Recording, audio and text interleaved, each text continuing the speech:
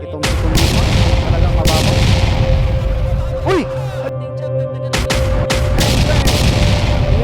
Ay, napaluhod mga bay.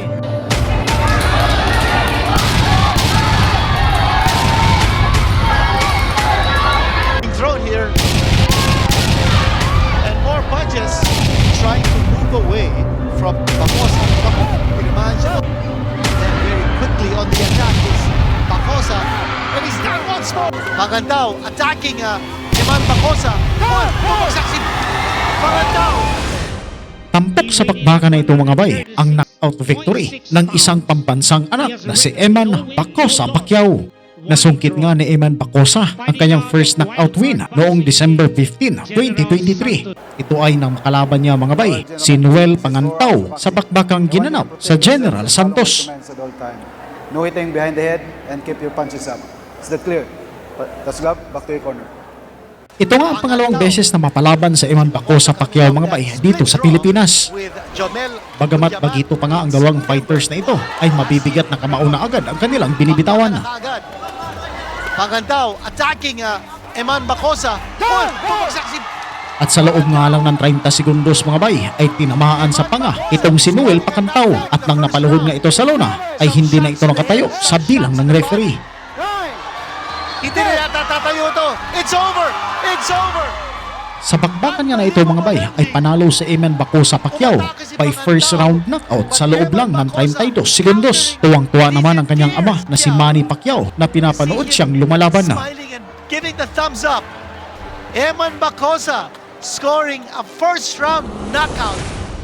2 buwan lang din ang makalipas mga bay ay dumayo sa Pasay City si Eman Pacquiao at nakaharap nga niya rito si Gerson Bacluhan noong February 9, 2024 kung saan sa round 1 pa nga lang ng kanilang laban mga bay ay binabanata na ni Eman Pacquiao ang kanyang kalaban. Tumutukot dito si Bacluhan. His legs aren't steady.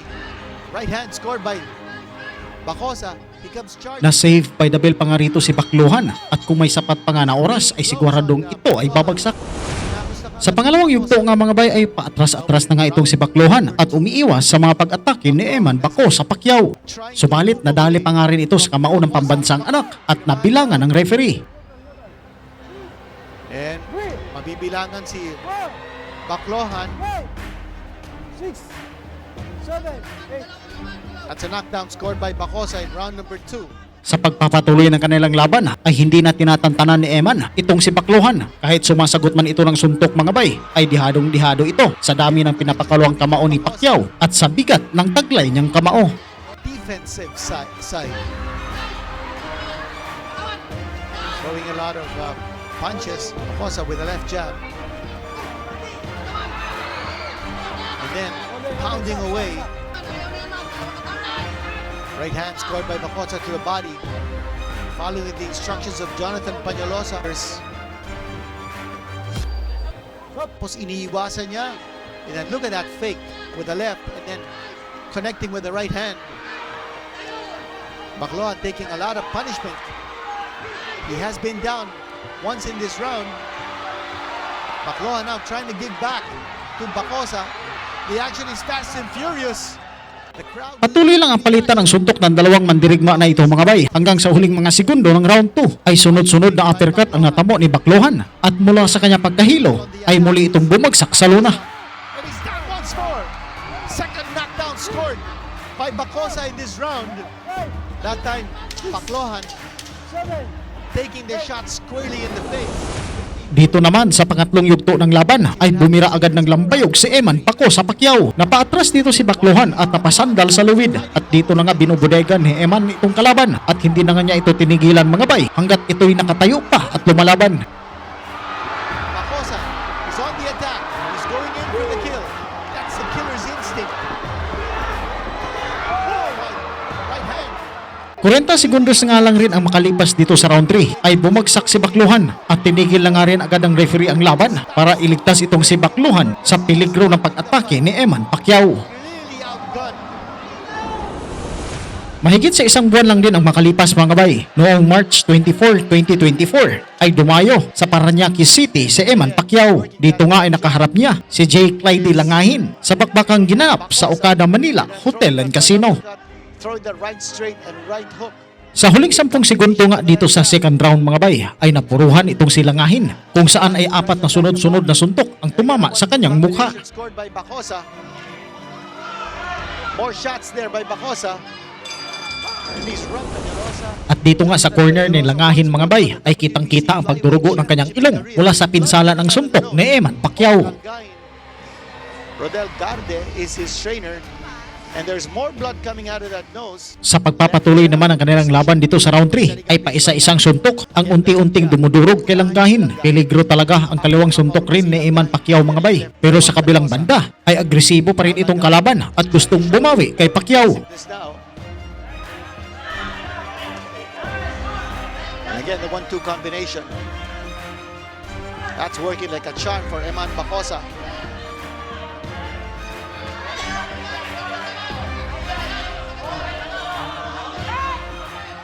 Nagpapakita man ng pag-agresibo itong si Langahin. Subalit, lantang gulay na ang galawan nito mga bay. At mula nga rin sa sunod-sunod na suntok ni Eman Pacquiao ay lalong nadurog ang kanyang mukha. Being thrown here. And more punches. Kaya mas binabuti ng referee na itigil na ang laban para iligtas ito sa kapahamakan. That's a great decision. And you see, Makaraan naman ang 5 buwan ay nagkaroon muli ng laban sa Eman at ginanap nga ito sa Davao City kung saan nakaharap niya si Region Arqueta.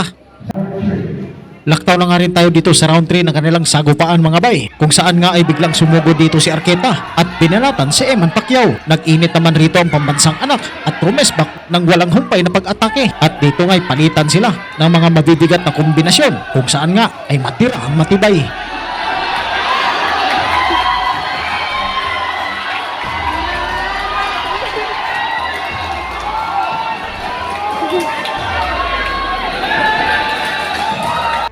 Sa huling mga minuto naman dito sa round 3 ay naubusan na ng hangin itong si Arqueta. Bihira na nga rin itong sumusuntok mga bay at umiiwas na lang kay Eman Pacquiao at nang bahagyang naitigil ang kanilang bakbakan ay biglang sumuko nga itong si Arqueta sapagkat hindi na niya kayang makipaglaban.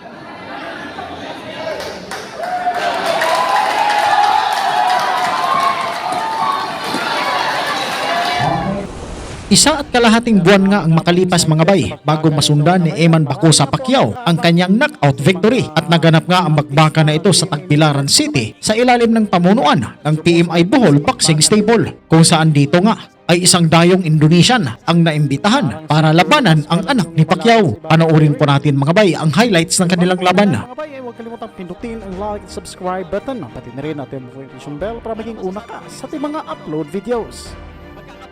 So ang video nito mga bay, credits sa PMI Bohol Boxing Stable at Kumong Bulahanon.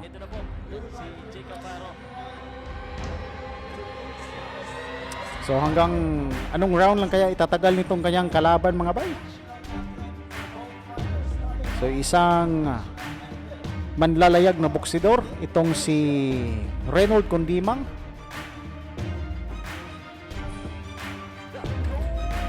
Ayan ang mga bay, umpisa na ng bakbakan. Comment event ito mga bay no, sa laban doon sa PMI Bohol Boxing Stable. Ang main event po natin ay sa pagitan ni Reggie Soganov versus si Famandia Balini. Ayan na, round 1. Ayan, pakitang gilas nga agad rito si Eman Bacosa Pacquiao. Malaki itong si Bacosa rito mga bay.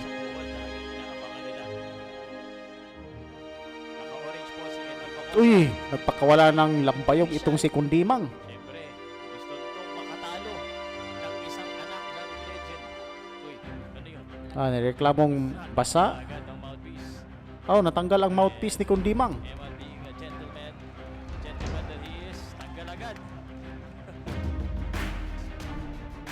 Ito na, balik tayo sa laban. Ibinalik na rin ang mouthpiece ng kalaban.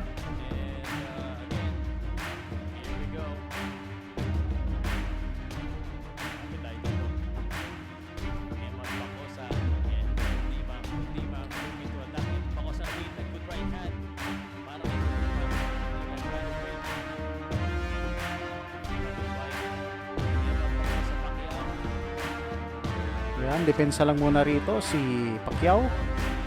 Uy, nagpakawala ng uppercut.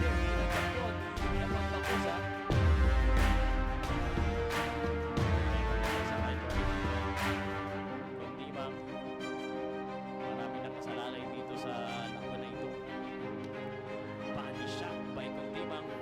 Yan, no. Si Heavy. Pinag-aaralan pa ni Pacquiao yung galawan nitong Indonesian mga bay. Eman Bacosa Pacquiao. One thing I can say, Jake, pero dito kay Eman. So gusto ko yung trunks dito ni Eman Bacosa Pacquiao mga bay. Pero tinanggap lang niya. So God is with us. Siya naman ngayon, ako yung depensa lang. Uy, nambabatok dito si Kundimang. Ayan, na-warning nga ng referee. Jesus is King. Arena tuloy din sa pool. Talagang grabe ang mga tao dito. Tayuan na yung mga manunood mga bay doon sa Bohol. Marami talaga nag-aabang sa match na ito. Si Eman, counter body shot. Siya na. Nagpakawala sa body shot. Jake, natutulala ka yata eh. Starstruck ka yata eh. Kailangan mo rin magsalita. Wag lang niya Uy, tatlong kombinasyon mula kay Pacquiao. Ayan, 1-2 combination mula kay Eman. At doon ngay tumalbog itong si Reynold Kundimang mga bay.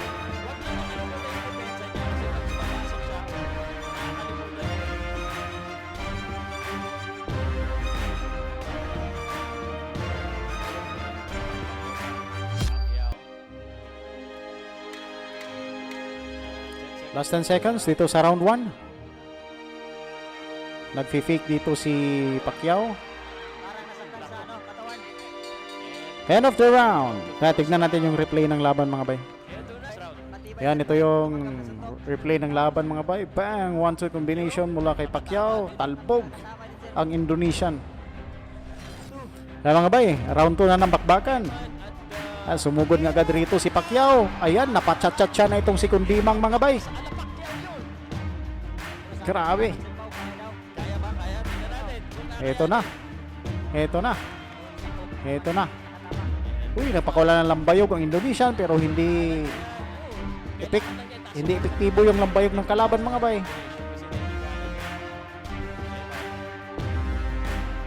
Sumugod sa bodega itong kalaban mga bay, sabay yakap.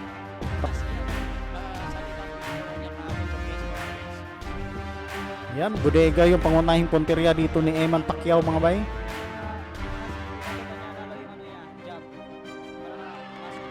Mabigat tong kombinasyon ni Eman dito. Ayan! Bagsak ang kalaban mga bay. Natamaan nga siya sa ulo at napaluhod. Yan, nakatayo pa si Kundimang, patuloy ang laban. Medyo binababa na rito ni Eman ang kanyang tuhod mga bay para maabot niya itong si Kundimang dahil talagang mababa. Uy! Alak ka, tinamaan ang lambayog mga bay. Mulang bumagsak. Wow! Wow, tignan natin to sa replay ng laban mga bay. Kung paano tumama yung suntok ni Eman Bacosa Pacquiao. Nakatayo pa rito. Bang! Bang! Ayan na, binubudega na ni Eman itong kalaban. Ang tindi.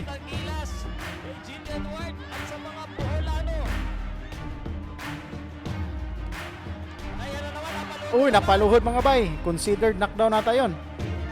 Oh, hindi na, hindi pa. Slip.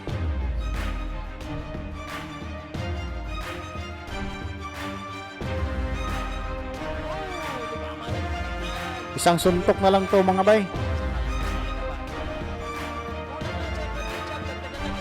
Bang, bang. Ayan. Oy, napaluhod mga bay. Down. Bumagsak. Pangatlong pagbagsak nitong Indonesian fighter. At ito na nga po, si Jillian Ward sumusuporta kay Eman Bacosa Pacquiao kasama ang mga pamilya ni Eman na nanonood. Dito na nga tayo sa round 3 ng laban mga bay. Nagpakawala agad ng mga lambayog itong si Eman Bacosa Pacquiao.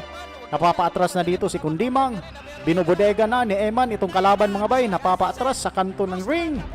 At heto na nga, hinahunting na ni Eman mga bay. Uy, nagpakawala pa ng lambayog itong si Kundimang. Napaatras doon si Eman. Heto nga, sunod-sunod mga bay. Nilamon itong Indonesian fighter ang suntok ng Pinoy.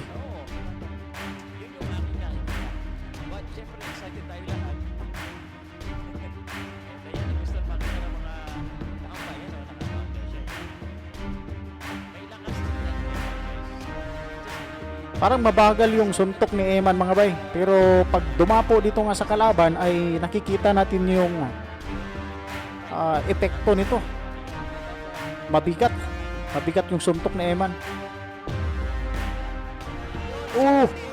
Ayan na. Ayan na, groggy na. Ayan na at napaluhod mga bay. Woo! It takes time mga bay bago mag-take effect yung suntok ni Eman doon. Biglang nawala ng lakas yung tuhod ng kalaban.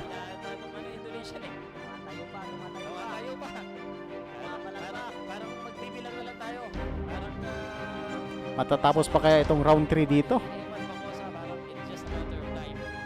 Uy! Tumama na naman yung kaliwa ni Eman doon.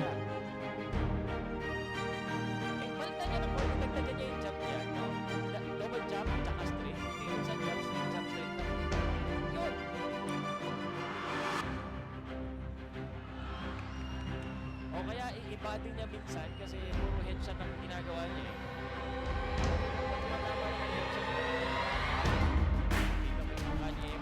Ayan mga bay. Ayan na, niratratan na ni Eman. Makakatayo pa kaya to?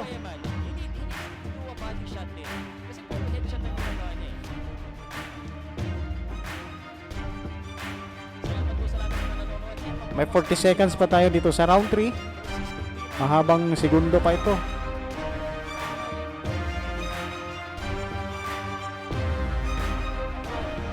Nagalit si Eman mga bay, natamaan sa itlog.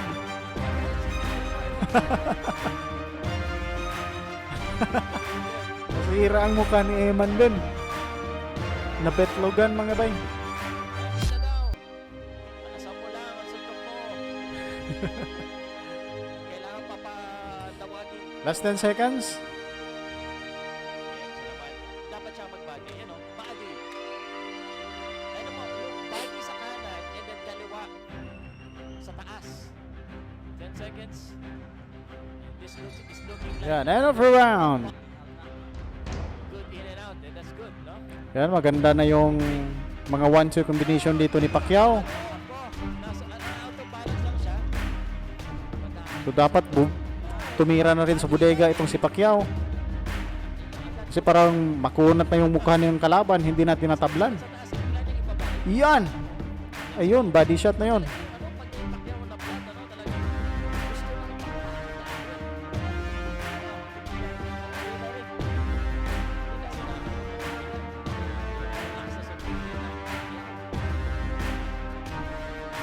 Ayan mga bay, iniinda na itong si Kundimang yung body shot ni Eman. That 1, 2, 3, 4, 5, 6, 7. Wow! Alam ni Pacquiao eh. Pero tinanggap lang ng elimination yun. Grabe. Pero hanggang kailan? Yan ang tanong. Tumatalbog na yung ulo ng kalaban rito.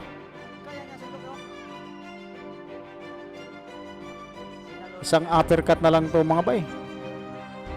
Kumikipot na rin yung mata ng kalaban. At tignan mo yung mga paa mga bay. Nanghihina na yung paa ng Indonesian fighter. Tumalutin si Eman. O yan na. Yan ang Indonesia.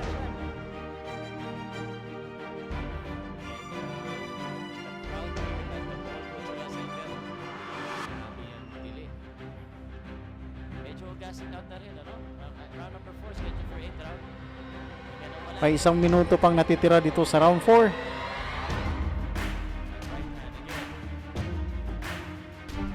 Okay. Talagang napaluhod na lang itong Indonesian mga bay. May pa-flying kiss pa si Eman kay Julian Ward. Ilang beses na ba ito bumagsak mga bay? 6 na ata.